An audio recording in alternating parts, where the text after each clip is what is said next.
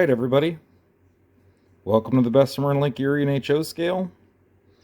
I'm Ray Brown, and still working here on the ladder at the south end of Shenango Yard. You can see I kind of got the road bed down, got the switches glued down overnight,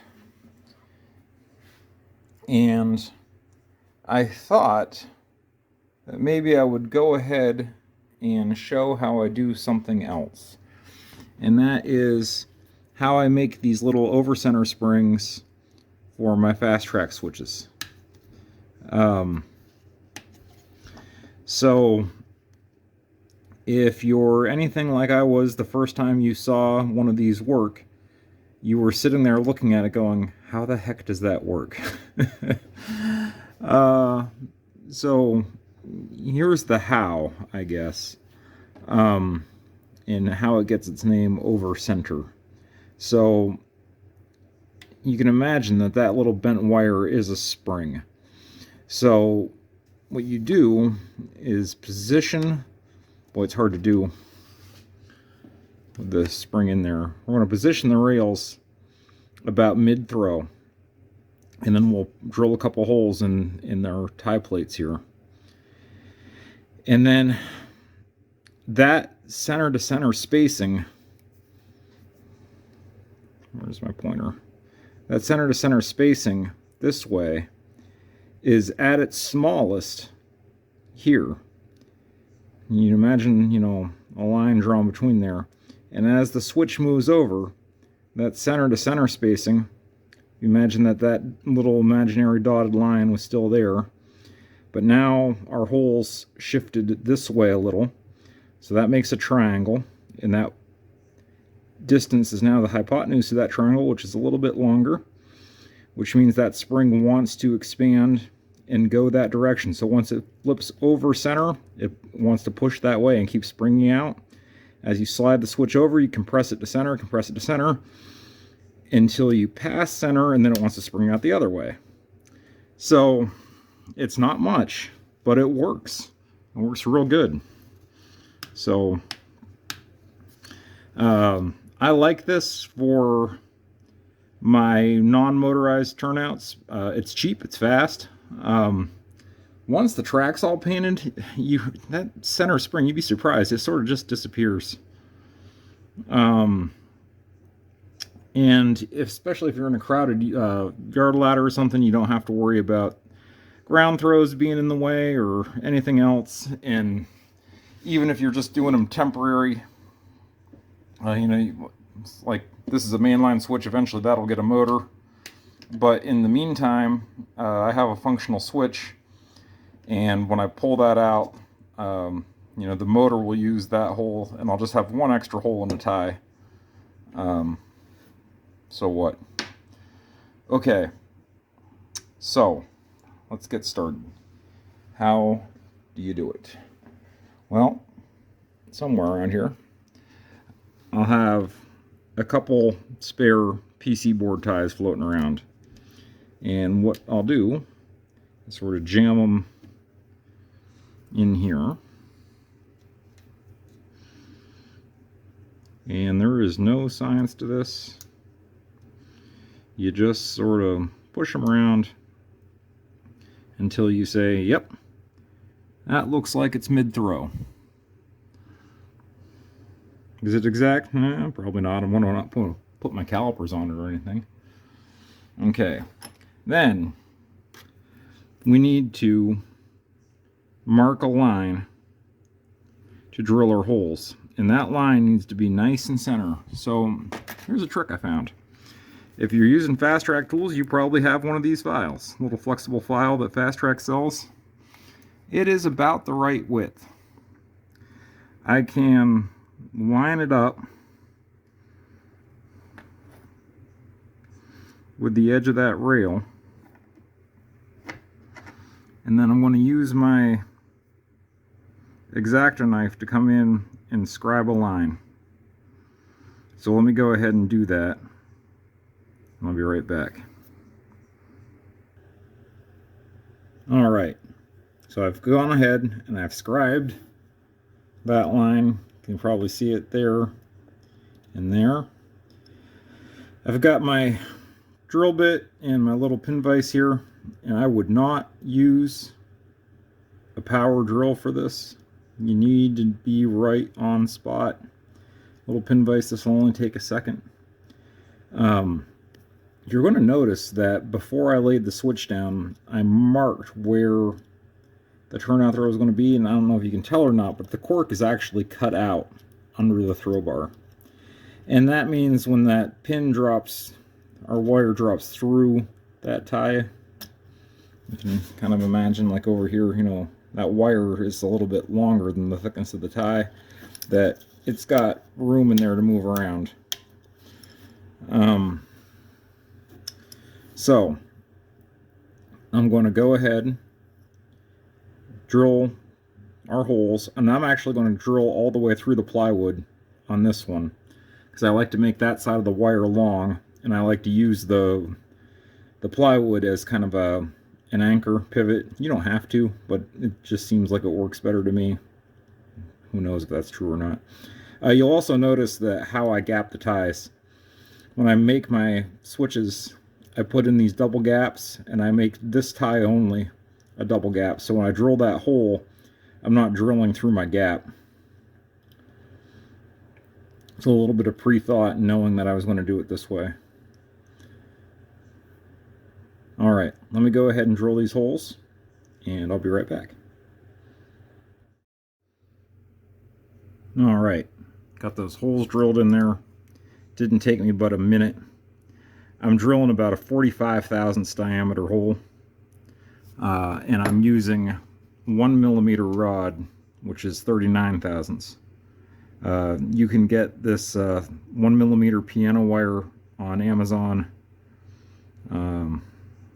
I get everything on Amazon. So now what? So now what I want to do is I'm going to take my little baby pair of pliers here I like to use just because they're easy to work with. And I'm just going to bend a 90-degree into the end of this. So let me do that real quick. Alright. You can see there I bent a little 90-degree into the end. And how long was that piece? I don't know. I just kind of looked at it and some length. Doesn't need to be real long. An inch maybe. So now what we're going to do is try to get this.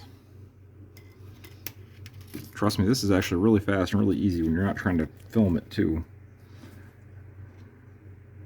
We're going to try to get it where when we look down on it, that 90-degree bend is centered over the holes. And then we're going to take a Sharpie marker, and we're just going to kind of, you know, make a mark on both of those, and then we will bend those down 90 degrees on both of those marks. So let me go ahead and do that, and I'll show you what that looks like. All right. So now we have something that looks more like that. So you don't want to cut this with your side cutters, because this wire is hard, and unless you've got the right cutters for it, or you know what you're doing, you're going to screw up your side cutters. So I'll cut this with my cutoff tool, my Dremel, and I'm going to cut one side fairly short, and I want to cut one side, you know, I don't know, an inch long, and that long side will go, you know, in the non-moving tie, and the short side will go in the moving tie. And you just want to think about if you have a preference of, you know, does that angle go this way or this way? It doesn't really matter, but, you know, some people like things to match up. Anyway, let me go ahead and cut that, and then we'll start doing our test fitting. All right, so there's my little bent piece of wire. Let's go ahead and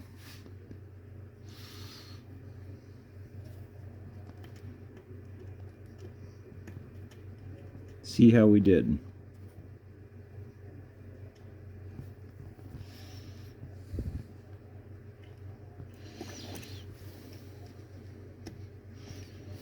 Okay. So it looks like it's actually a little bit short. So what we're going to do is grab that with our big pliers and splay it out a little bit, because we want that to be just a little bit longer than those holes are. How much longer? Not much, like less than half a hole. So let me go ahead and adjust that and we'll get it in there. All right, so we got that adjusted in there. Now we just slide out our spacers, and there's our switch. So if you get yours in there and this is just like not doing anything, you know, it's still like it was with no spring. So that just means your spring centers is pretty much the same. You just got to splay that out a little bit further. If you get it in there and it snaps over really hard, well, close it back up a little bit. It's usually takes me 2 or 3 tries, but you do it really fast. And then the last thing I do once all that's in there is I just kind of come in and, you know, file the points, you know, on both sides, get everything all nice and smooth. Let me go ahead and do that real quick. All right, and again, I didn't have the phone set down 30 seconds. And you can see that that just looks nice and dead smooth either way. So, all right, so we got this Athearn heavy duty flat sitting over here on the interchange track. One fast track switch I built on a caboose ground throw, and then a whole bunch of the ones we just made, and we'll just let it derail off the end there, that way. So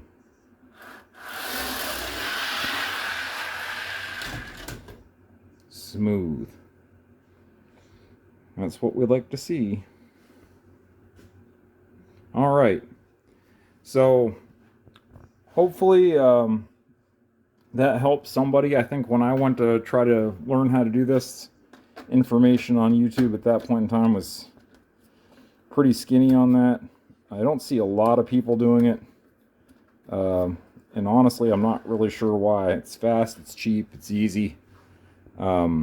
Visually, it's way less obtrusive than you think. You know, if you're thinking, oh yeah, but you got that big nasty wire in there. I'm telling you, once you paint the track, it just disappears.